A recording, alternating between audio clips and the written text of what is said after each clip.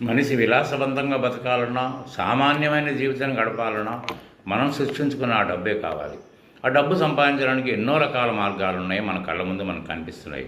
అన్నిటికంటే లాభదాయకమైనది, ఇతరుల బాగుతో మనకు సంబంధం లేదు, వాళ్ళు ఏమైపోయినా పర్వాలేదు, మనకు డబ్బు వస్తే చాలు అనుకుని వ్యాపారం ఒకటి ఉంది, అది విద్యా వ్యాపారం. ఇవాళ విద్యా వ్యాపారం ఎంత దూరం వెళ్ళిపోయిందంటే కంప్లీటు ఎందుకు పనికి రాకుండా, ఆ మెదడుని ఎందుకు పనికి రాకుండా చేస్తుంది మహానుభావులు ఇలా కార్పొరేట్ విద్యా సంస్థలు అని చెప్పుకోవాలి. కానీ మనం కూడా అలాగే తయారయ్యాం. తల్లిదండ్రులు కూడా మా అబ్బాయికి ఏదో ర్యాంక్ వస్తే బాగుంటుంది అనుకుంటున్నారు, కానీ ర్యాంకు ఉద్యోగాలు తెచ్చిపెట్టట్లేదని ఈ తల్లిదండ్రులు గ్రహించినప్పటికీ ఈ కలియుగాంతం కూడా అయిపోవచ్చు నా ఉద్దేశంలో. కానీ అది ఎప్పుడు గ్రహిస్తారో ఎవరికి అర్థం కావట్లేదు. అందుకనే విద్యని అమ్ముకుని వాళ్ళు ఇష్టం వచ్చిన రేటుని కోట్ చేసి ప్రతిదానికి మినిమం కోటింగ్ ప్రైస్ ఉంటుందంటారు. కానీ వీళ్ళకి అక్కర్లేదు.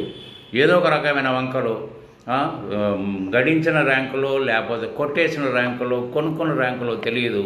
ర్యాంకులు పంట టీవీల ద్వారా చూపిస్తారు, దానికి అట్రాక్ట్ అయ్యి సప్పో చేసి పిల్లల్ని అక్కడ చదివించడానికి ప్రయత్నం చేస్తున్నారు. కానీ స్టూడెంట్స్ కూడా అట్లనే తయారయ్యారు. ఓ డిగ్రీ వస్తే చాలు, మనకి ఏం అక్కర్లేదు అనుకుంటున్నారు. కానీ డిగ్రీ వస్తే చాలదు. డిగ్రీకి సరిపడా విజ్ఞానం మీ దగ్గర లేనప్పుడు మిమ్మల్ని ఎవరు పెట్టుకుంటారు?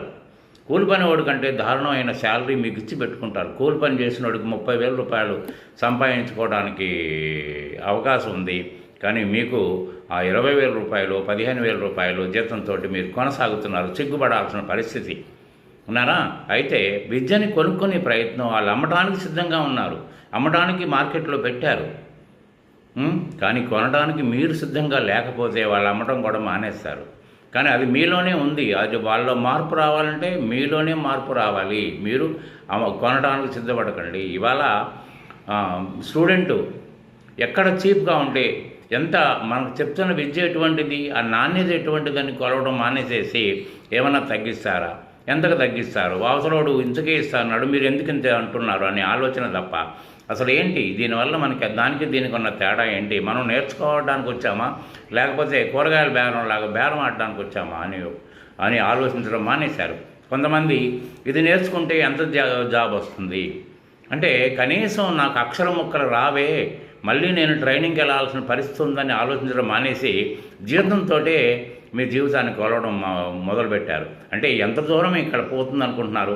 పోయి ఎక్కడో ఆగిపోద్ది. అప్పుడు దాంతో మీ జీవితం కూడా ఆగిపోద్ది. సరస్వతిని కొనడానికి ప్రయత్నం చేయండి. సరస్వతి మాత కరుణా కటాక్షాలు పొందడానికి ప్రయత్నం చేయండి.